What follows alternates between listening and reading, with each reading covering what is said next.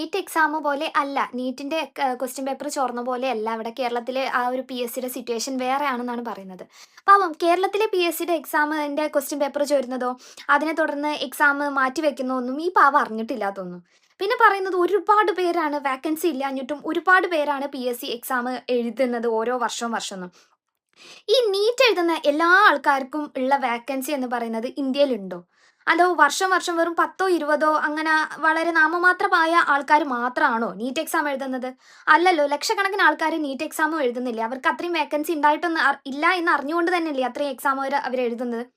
പിന്നെ ഇല്ലാത്ത വാക്കൻസി വേണം അങ്ങോട്ടേക്ക് ചെന്ന് പി.എസ്.സിയോട് അങ്ങോട്ടേക്ക് ചെന്ന് അപേക്ഷിച്ച് വാക്കൻസി ഉണ്ട് ഇല്ലെങ്കിലും ഉണ്ടെങ്കിലും ഞങ്ങൾക്ക് എക്സാം വേണം എന്ന് പറഞ്ഞ് ഞങ്ങൾ അങ്ങോട്ടേ പി.എസ്.സി ഉദ്യോഗാർത്ഥികൾ അങ്ങോട്ടേക്ക് ചെന്ന് ആവശ്യപ്പെട്ടിട്ടല്ല എക്സാം വെക്കുന്നത്.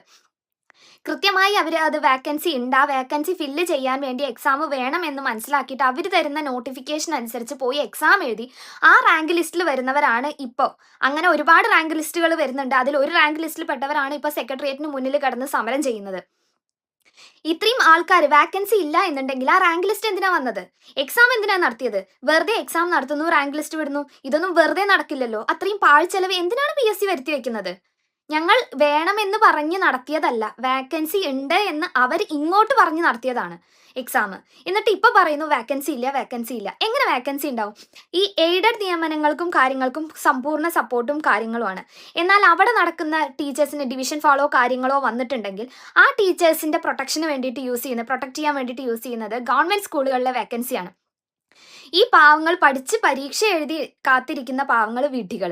ഈ പൈസ കൊടുത്ത് എയ്ഡഡ് സ്കൂളിൽ ജോലി വാങ്ങിയിട്ടുള്ള ആൾക്കാർ സേഫ്. ചുരുക്കി പറഞ്ഞാൽ പൈസ കൊടുത്ത് ഒരു ഗവൺമെന്റ് ജോലി സ്വന്താക്കുക. പഠിച്ച് പാസ്സായി റാങ്ക് ലിസ്റ്റിൽ 1, 2 സ്ഥാനത്തൊക്കെ വരുന്നവർ വെറും വിഡ്ഢികൾ.